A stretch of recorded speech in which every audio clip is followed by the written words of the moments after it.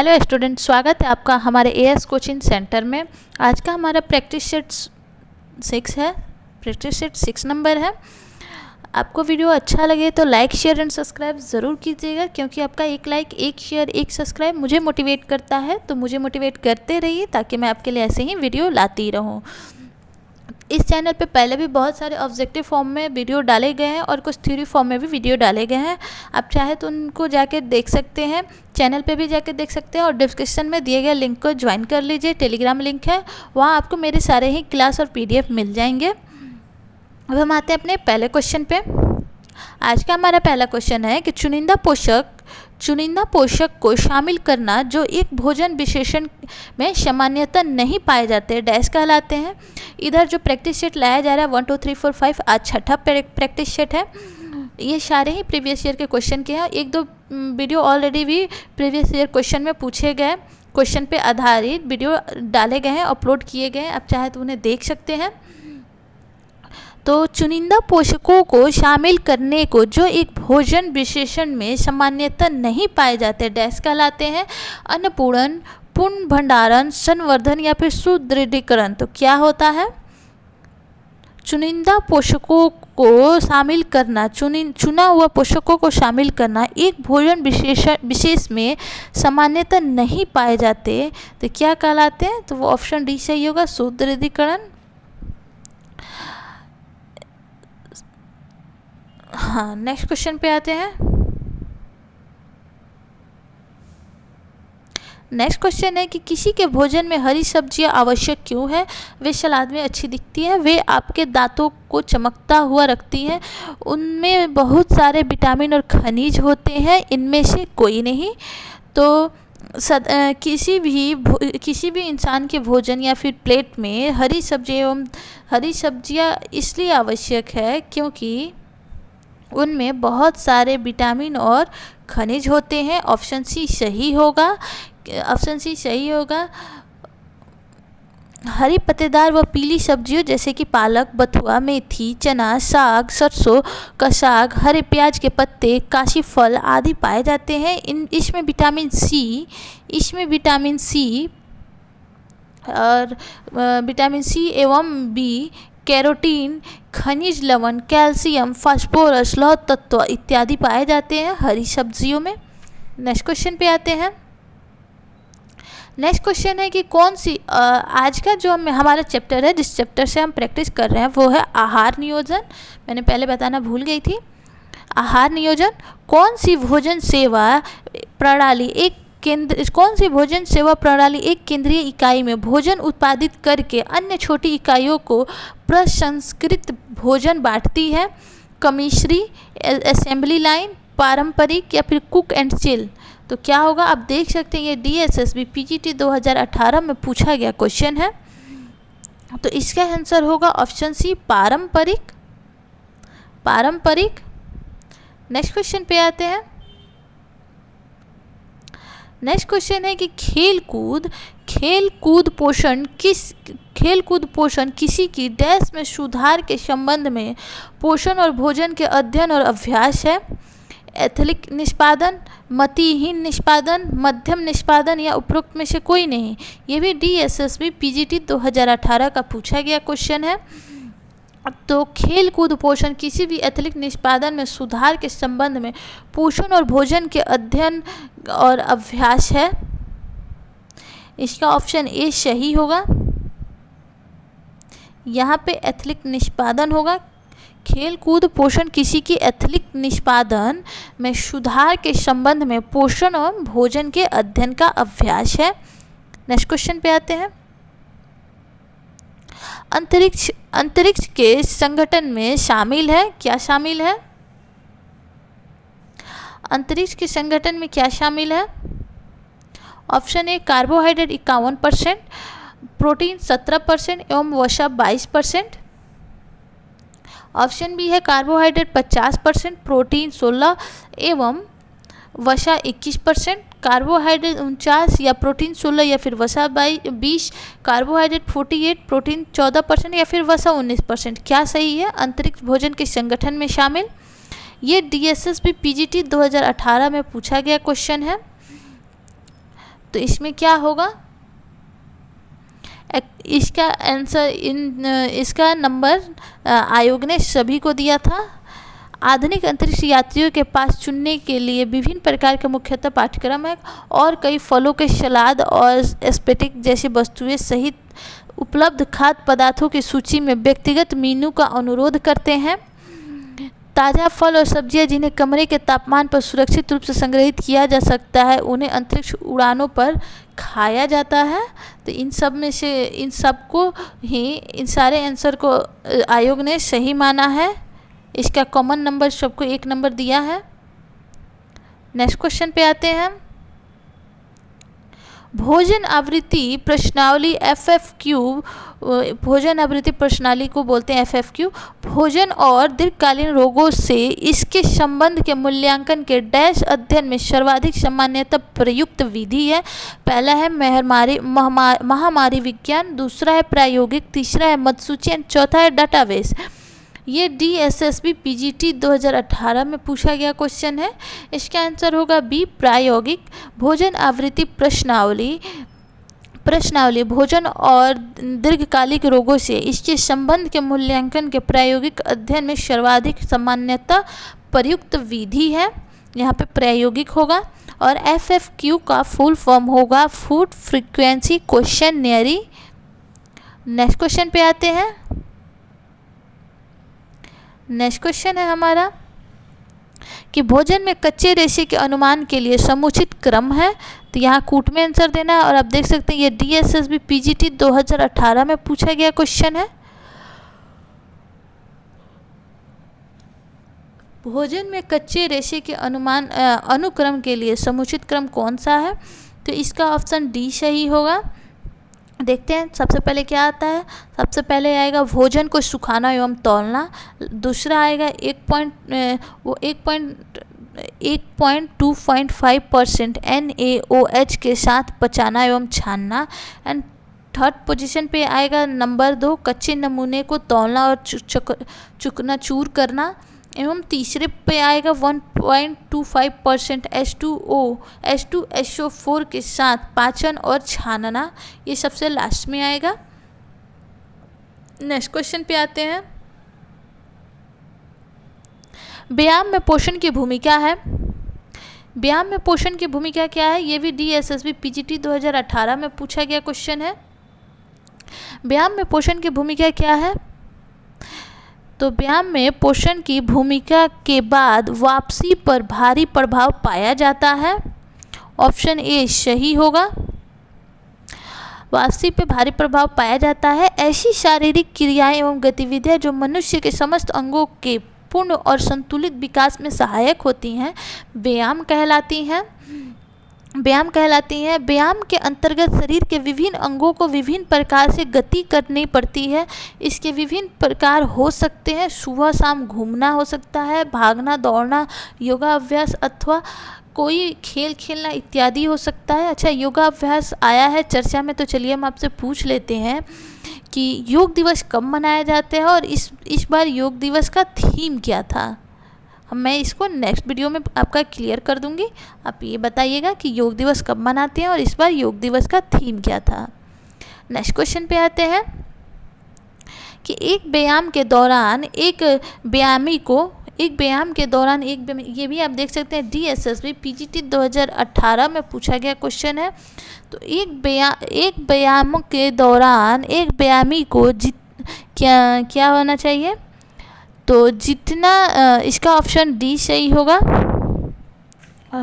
जितना हो पूरे दिन में पानी पीना चाहिए। व्यायाम करते समय या उसको करने के तुरंत बाद न तो नहाना चाहिए और न ही खाना पीना चाहिए।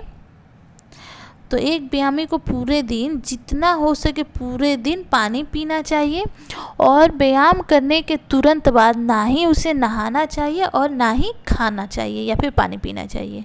कुछ समय रेस्ट करके पीना चाहिए। हम आते हैं नेक्स्ट क्वेश्चन पे।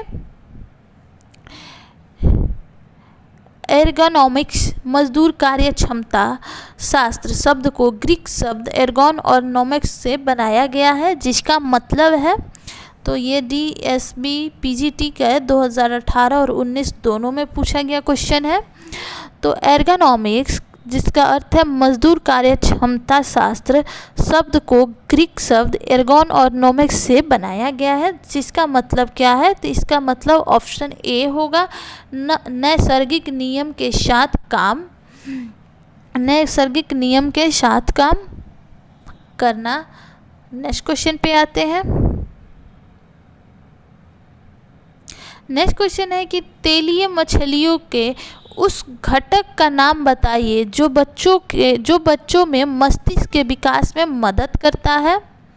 ये टीजीटी झारखंड 2017 में पूछा गया क्वेश्चन है। तो तेलीय मछलियों के उस घटक का नाम बताइए जो बच्चों के मस्तिष्क के विकास में मदद करता है। तो इसका कौन सा आंसर सही होगा? इसका आंसर तो साथ में टिक किया हुआ है, option A omega fatty acid 3, omega 3 fatty acid. तेलीय मछलियों के उस घटक का नाम है ओमेगा 3 फैटी एसिड, बच्चों के मस्तिष्क के विकास में मदद करता है omega 3 fatty acid. Next question पे आते हैं। नियम के अनुसार एक व्यक्ति को इनमें कितने मूत्र विसर्जन के लिए पर्याप्त पानी पीना चाहिए? टीजीटी झारखंड 2017 का पूछा गया क्वेश्चन है और इसका आंसर भी बाय मिस्टेक यहाँ पे सबमिट कर दिया गया, आप देख सकते हैं। इसका आंसर वी होगा, 800 से 1000 मिलीलीटर, 800 से 1000 मिलीलीटर मूत्र प्रतिदिन। इसका ऑप्शन बी सही होगा। नियम के अनुसार एक व्यक्ति को 1200 से 1500 मिलीलीटर प्रतिदिन मूत्र विसर्जित करने के लिए पर्याप्त मात्रा में पानी पीना चाहिए। परीक्षणों में यह सिद्ध हो चुका है। भोजन के बिना मनुष्य लगभग 40 दिन तक जीवित रह सकता है। यह क्वेश्चन पूछा जा सकता है कि भोजन के बिना मनुष्य कितने दिन तक जीवित रह सकता है? तो लगभग 40 दिन तक, परंतु जल के प्रभाव से वह अधिक से अधिक 6 दिन तक ही जीवन धारण किए रह सकता है। जल की सहायता से ही पाचन क्रिया संपन्न होती है। जल विभिन्न पाचक रसों का निर्माण, पचे हुए तत्वों का अवशोषण करता है। बिना जल के शरीर के अंदर कोई भी कार्य संभव ही नहीं है। हमारे शरीर का टेम्परेचर भी असंतुलित हो जाएगा। नेक्स्ट क्वेश्चन पे आते हैं। ये भी टीजीटी झारखंड 2017 का क्वेश्चन है। निम्न में से कौन सी इकाई के गंदलेपन को मापने के लिए प्रयुक्त नहीं की जाती है? तो निम्न में से कौन सी इकाई पानी के गंदलेपन को मापने के लिए प्रयुक्त नहीं की जाती है? तो इसका होगा ऑप्शन डी। इसका भी आंसर यहाँ पे है, ऑप्शन डी ATU। ATU इकाई पानी के गंदलेपन को मापने के लिए प्रयुक्त नहीं की जाती। बाकी के ये सारे ही उपयुक्त हैं, सारे ही किए जाते हैं। NTU, JTU और FTU, ATU नहीं किए जाते हैं। नेक्स्ट क्वेश्चन पे आते हैं। नेक्स्ट क्वेश्चन है हमारा कि PEM बच्चों के बीच कुपोषण का सबसे व्यापक रूप प्रचलित है। PEM का अर्थ क्या है? ये टीजीटी झारखंड 2017 में पूछा गया क्वेश्चन है और इसके आंसर भी यहाँ इंक्लूड कर दिया गया है। ऑप्शन नंबर ए, PEM बच्चों के बीच कुपोषण का सबसे व्यापक रूप प्रचलित है। PEM का अर्थ होता है protein, energy, M mall nutrition. Option A सही है। P से प्रोटीन, E से एनर्जी, M से माल न्यूट्रिशन। नेक्स्ट क्वेश्चन पे आते हैं। नेक्स्ट क्वेश्चन है हमारा कि वयस्क महिलाओं के लिए विटामिन सी की औसत दैनिक आवश्यकता क्या है? ये टीजीटी झारखंड 2017 में पूछा गया है। वयस्क महिलाओं के लिए विटामिन सी की औसत दैनिक आवश्यकता क्या है? तो इसका आंसर भी यहाँ पे इंक्लूड है, ऑप्शन ए होगा, 30 से 40 mg। वयस्क महिलाओं के लिए विटामिन सी का औसत दैनिक आवश्यकता 30 से 40 mg होती है। विटामिन सी को आहार के मध्य से लेना आवश्यक है क्योंकि इस विटामिन का संश्लेषण हमारे आंतों में नहीं होता।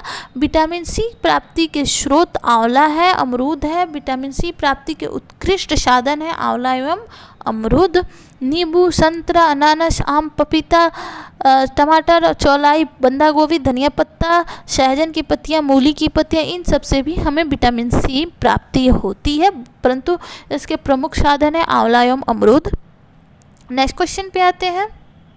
नेक्स्ट क्वेश्चन है हमारा कि नीचे सूचीबद्ध में से कौन सा खाद्य पदार्थ ऐसा है जिसका सेवन शिशु को स्तनपान कराने से पहले किया जाए तो यह बच्चे को उत्तेजित करेगा या उसको नींद में बाधा डालेगा, उसकी नींद में।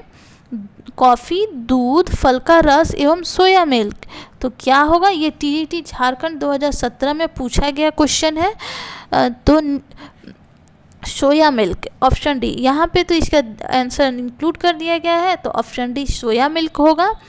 सोया मिल्क ऐसा खाद्य पदार्थ है जिसका सेवन शिशु को स्तनपान कराने से पहले किया जाए तो यह बच्चे को उत्तेजित करेगा या उसकी नींद में बाधा डालता है, जिससे बच्चा चिड़चिड़ा हो जाता है। नेक्स्ट क्वेश्चन पे आते हैं। नेक्स्ट क्वेश्चन है कि सामान्य गर्भावस्था के दौरान निम्न में से कौन से फल के सेवन से बचा जाना चाहिए। तो सामान्य गर्भावस्था के दौरान कौन से फल से बचा जाना चाहिए। अमरूद, पपीता, चेरी, सेब। क्या है, ये टीईटी झारखंड 2017 में पूछा गया क्वेश्चन है। इसके आंसर भी यहाँ पे इंक्लूड है पपीता। और बहुत से सीरियल में आजकल आप लोग बड़े ही इजली ये देखते होंगे कि जैसे ही प्रेगनेंसी का वो जो सीन आता है उसमें सबसे पहले इसी से बोला जाता है, अरे पका पपीता मत खाओ। तो ये टीईटी झारखंड 2017 का पूछा गया क्वेश्चन है और इसमें यही है कि सामान्य गर्भावस्था के दौरान पपीता फल खाने से बचना चाहिए। इससे सुनने में आता है, ऐसा लोग बोलते हैं कि इससे गल जाता है, ऐसा कुछ प्रॉब्लम आता है। नेक्स्ट क्वेश्चन देखते हैं। उस मछली का नाम बताइए जिसे गर्भावस्था के दौरान खाने से बीमारियों से पूरी तरह बचा जाना चाहिए। अभी हमने क्या देखा, कौन सा क्वेश्चन देखा कि फल के सेवन से बचा जाना चाहिए, और अभी इसमें पूछ रहा है कि खाने से बीमारियों से पूरी तरह बचा जाना चाहिए। मछली के उस मछली का नाम बताइए जिसे गर्भावस्था के दौरान खाने से बीमारियों से पूरी तरह बचा जाना चाहिए। तो वो कौन सी है, सैल्मन, सार्डिन, स्वीडिश या फिर फ्रेश ट्यूना। ये टीईटी झारखंड 2017 में पूछा गया क्वेश्चन है और इसका भी आंसर यहाँ पे इंक्लूड है, ऑप्शन डी फ्रेश ट्यूना। गर्भावस्था के दौरान फ्रेश ट्यूना मछली खाने से अनेक बीमारियों से बचा जा सकता है। यहाँ पे खाने के लिए पूछ रहे हैं कौन सा खाना चाहिए, तो फ्रेश ट्यूना, क्योंकि गर्भवती स्त्री के आहार पर ध्यान देना बहुत आवश्यक है। अब उसको अपने साथ साथ अपने गर्भस्थ शिशु को भी पोषण करना पड़ता है, अतः गर्भवती के आकार के संबंध में निम्न बातों का ध्यान रखना चाहिए। गर्भवती के आहार संतुलित हो, उसके आहार में पौष्टिक पदार्थ कैल्शियम, प्रोटीन, फास्फोरस, खनिज लवण तथा vitamin A, B, C, D जितने भी होते हैं वो सारे की मात्रा सामान्य से अधिक होनी चाहिए, क्योंकि यह भ्रूण के पोषण के लिए आवश्यक है। नेक्स्ट क्वेश्चन पे आते हैं।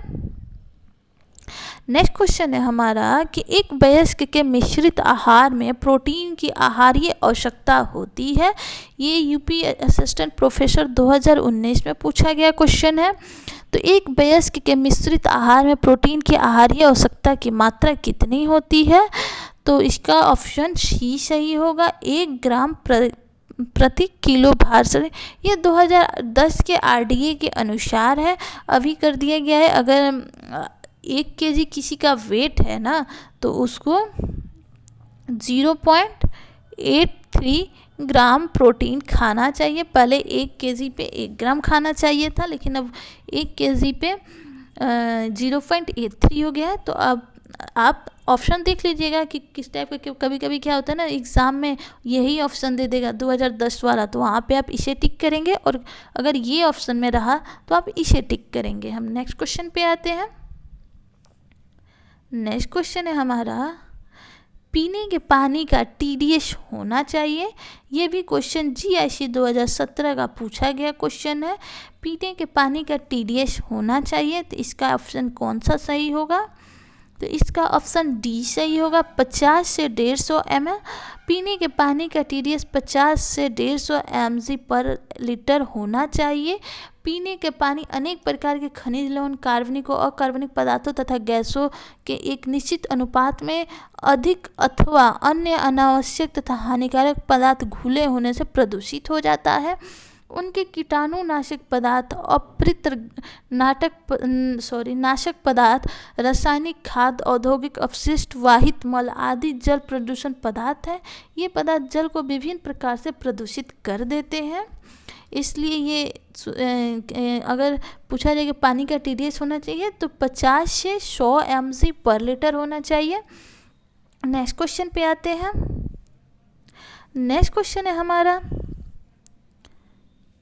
क्वेश्चन है कि प्रजनन एवं दुग्ध श्रावण हेतु कौन सा खनिज आवश्यक है। ये भी GIC 2017 में पूछा गया क्वेश्चन है। प्रजनन एवं दुग्ध श्रावण हेतु कौन सा खनिज आवश्यक है, तो इसका ऑप्शन डी सही होगा, कैल्शियम। प्रजनन एवं दुग्ध श्रावण हेतु कैल्शियम खनिज लवण की आवश्यकता होती है। भ्रूण के विकास के समय हड्डी का निर्माण आरंभ होता है और कैल्शियम प्रोटीन, कोलेजन व कार्बोज के साथ मिल कैल्सिफिकेशन प्रक्रिया से हड्डी को ठोस व मजबूती प्रदान करता है। इस प्रक्रिया में वह फास्फोरस के साथ मिलकर कैल्शियम फास्फेट तथा हाइड्रोक्सीएपेटिक बनाता है। तो आप नॉर्मली भी इस क्वेश्चन के आंसर्स ऐसे समझ सकते हैं, जैसे कि यहाँ पे दूध पूछा है, दूध में किसकी मात्रा सबसे ज़्यादा होती है, कैल्शियम की मात्रा ज़्यादा होती है। तो प्रजनन एवं दुग्ध श्रावण हेतु कौन सा खनिज सबसे आवश्यक है, तो कैल्शियम। हम आते हैं नेक्स्ट क्वेश्चन पे। नेक्स्ट क्वेश्चन है कि फांसी का पूरा नाम क्या है। ये GIC 2017 में पूछा गया क्वेश्चन है। फांसी का पूरा नाम क्या है, तो इसका ऑप्शन सी सही होगा, food safety and standard authority of India. तो फांसी का पूरा नाम है food safety and standard authority of India. Next question पे आते हैं। नेक्स्ट क्वेश्चन है कि गर्भावस्था के दौरान कुल प्रोटीन बनती है। ये TGT उत्तराखंड 2014 का पूछा गया क्वेश्चन है। गर्भावस्था के दौरान कुल प्रोटीन बनती है, तो इसका ऑप्शन होगा ए 900 ग्राम। तो गर्भाकाल में गर्भिणी को सामान्य स्त्री की अपेक्षा अधिक प्रोटीन की आवश्यकता होती है। गर्भ शिशु के गर्भिणी की शरीर के ऊतकों की टूट फूट की मरम्मत एवं नए तंतुओं के निर्माण हेतु प्रोटीन नितांत आवश्यक होता है। इसलिए गर्भावस्था में हमें जितना भी नॉर्मल समय से अगर प्रोटीन की या फिर हर चीज़ की प्रोटीन, विटामिन, खनिज लवण जो भी चीज़ें हैं, इन सब की ज़रूरत नॉर्मल स्टेज से ज़्यादा होती है। नेक्स्ट क्वेश्चन पे आते हैं। नेक्स्ट क्वेश्चन है हमारा कि आहार तालिका के लिए आवश्यक है। आहार तालिका के लिए क्या आवश्यक है, कागज़, पेंसिल, RDA या फिर फूड लिस्ट। तो ये MP PhD इंट्रेंस एग्ज़ाम 2015 का पूछा गया क्वेश्चन है। तो इसका ऑप्शन डी सही होगा, फूड लिस्ट। फूड लिस्ट आहार तालिका के लिए बहुत आवश्यक होती है। शरीर को स्वस्थ बनाए रखने के लिए भोजन अत्यंत आवश्यक होता है, परंतु यह प्रश्न हमारे मस्तिष्क में बार बार उठता है कि हम क्या खाएं, कितनी मात्रा में खाएं, क्या उनमें सभी पोषक तत्व विद्यमान हैं। तो हमारे शरीर की आवश्यकताओं की पूर्ति के लिए आवश्यक है कि हमें आहार तालिका का प्रयोग करना चाहिए और पोषण के मौलिक सिद्धांतों की जानकारी होना चाहिए, ताकि उसे हम अपने दैनिक जीवन में सम्मिलित कर सकें। जैसा कि अभी हमने गर्भवती स्त्री के बारे में देखा, पर केजी प्रोटीन के बारे में देखा कि पर केजी कितना प्रोटीन लेना चाहिए, तो 1 kg पे 0.83। नेक्स्ट क्वेश्चन देखते हैं। नेक्स्ट क्वेश्चन है कि आहार संरक्षण की एक विधि है। आहार संरक्षण की एक विधि कौन सी है, 10 घंटे अनुश्रमण, 12 घंटे अनुश्रमण, 5 घंटे अनुश्रमण या फिर 24 घंटे अनुश्रमण। ये भी MP इंट्रेंस एग्ज़ाम 2015 का पूछा गया क्वेश्चन है। तो इसका आंसर होगा डी, 24 घंटे अनुश्रमण आहारीय संरक्षण की एक विधि है। नेक्स्ट क्वेश्चन पे आते हैं। नेक्स्ट क्वेश्चन है हमारा कि शालेय भोजन कार्यक्रम को बालकों की डैश आवश्यकता की पूर्ति प्रतिदिन की दैनिक मात्रा के अनुसार करना चाहिए। ये भी MP PhD इंट्रेंस एग्ज़ाम 2015 में पूछा गया क्वेश्चन है। तो शालेय भोजन कार्यक्रम को बालकों की इसका ऑप्शन बी सही होगा। 2/3 आवश्यकता की पूर्ति प्रतिदिन की दैनिक मात्रा के अनुसार करना चाहिए। नेक्स्ट क्वेश्चन पे आते हैं। नेक्स्ट क्वेश्चन है हमारा कि निम्न खाद्य पदार्थों में प्रोटीन की गुणवत्ता बढ़ाने के लिए प्रोटीन संपूरक कार्य के सिद्धांत का उपयोग होता है।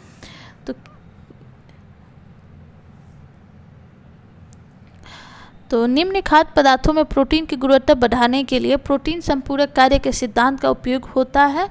दाल, चावल, मिस्सी रोटी या फिर खीर। ये एमपी इंट्रेंस एग्ज़ाम 2015 में पूछा गया क्वेश्चन है। तो इसका होगा ऑप्शन सी, मिस्सी रोटी। प्रोटीन की गुणवत्ता बढ़ाने के लिए मिस्सी रोटी का प्रयोग किया जाता है। मिस्सी रोटी प्रयोग करने से हमारे शरीर में प्रोटीन की मात्रा बरकरार रहती है, जिससे हमारे शरीर की वृद्धि तथा टूटी फूटी कोशिकाओं की मरम्मत होती है। नेक्स्ट क्वेश्चन पे आते हैं। नेक्स्ट एवं लास्ट आज के हमारे वीडियो का ये लास्ट क्वेश्चन है और ये टीजीटी राजस्थान में पूछा गया क्वेश्चन है। इसके बाद बहुत सारे जो क्वेश्चन है वो राजस्थान से पूछे गए हैं। नेक्स्ट क्वेश्चन पे आते हैं। हमारा क्वेश्चन है कि हरी पत्तेदार एवं पीली सब्जियों का सर्वोत्तम स्रोत है विटामिन के, रेटिनॉल, बीटा कैरोटीन या फिर विटामिन डी। ये टीजीटी राजस्थान में पूछा गया क्वेश्चन है और ये आज की हमारे वीडियो का लास्ट क्वेश्चन है। हरी पत्तेदार एवं पीली सब्जियों का सर्वोत्तम स्रोत है, तो क्या है?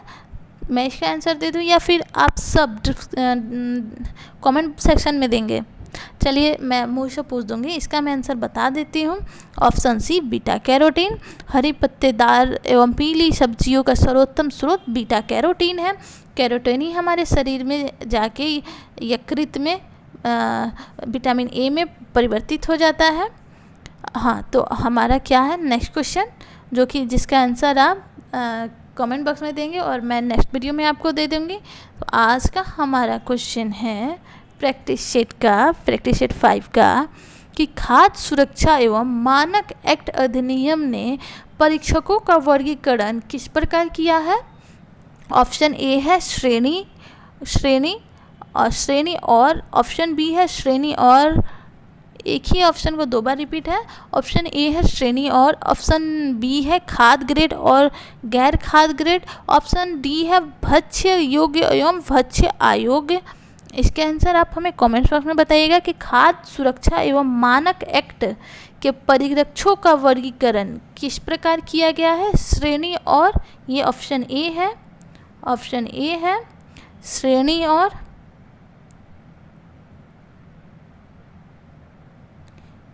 ये ऑप्शन ए है।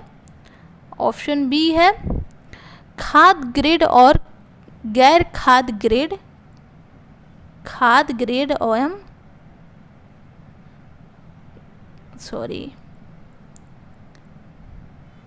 खाद्य ग्रेड एवं